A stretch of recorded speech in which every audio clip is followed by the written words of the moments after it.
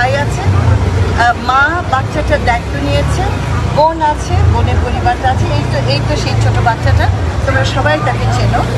এখন আমার কথাটা হলো যে সেইটুকু নিশ্চয়তা আর সেইটুকু সিকিউরিটি যেন আমরা দিতে পারি, বাচ্চাগুলো যেন লেখাপড়া করতে পারে এবং আমরা দেশটাকে যেন একটু নিরাপদ করতে পারি বাচ্চাগুলোর ভবিষ্যতের কথা ভেবে। এটা হচ্ছে আমার জায়গা থেকে আমার চাহিদা। আমি এই 11টা শহীদ মেয়েদের ওপরে ডিটেল গভীরভাবে পর্যালোচনা বলবো না, গবেষণাধর্মী বলতে পারি। আমরা এটাকে একত্র করে একটা পাবলিকেশন সংকলন আমাদের মন্ত্রণালয় থেকে বের করব। আমরা আমাদের মেয়েদেরকে হারিয়ে যেতে দেব না, এই কথাটা বারবার বলছি, কারণ মেয়েরা অনেক বীরত্বে গাথা তাদের আছে, কিন্তু সেই কাহিনীগুলো সামনে আসে না। তো আমি মনে করছি আমার দায়িত্ব হচ্ছে এটাকে বাঁচিয়ে রাখা।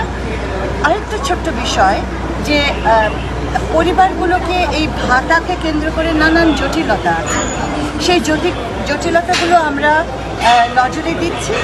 রাষ্ট্রের একটা, সরকারের একটা খুব পরিষ্কার জায়গা আছে, ভাবনা আছে, এবং সেই জায়গাটাতে আমরা কোনো শহীদের শিশু তাকে প্রাধান্য দিতে চাই।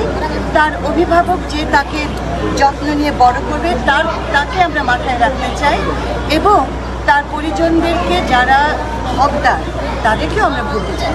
কিন্তু এই নীতিমালার ভেতরে আমরা ভেবেছি এবং আমাদের যে প্রশাসন আছে তারা খুব ন্যায্যতার সাথে সুন্দরভাবে এই কাজটি করছে। যদি ভুল হয়, ত্রুটি হয়, তোমরা হচ্ছে আমাদের বাড়তি চোখ, তোমরা অবশ্যই আমাদের নজরে আনবে। এটা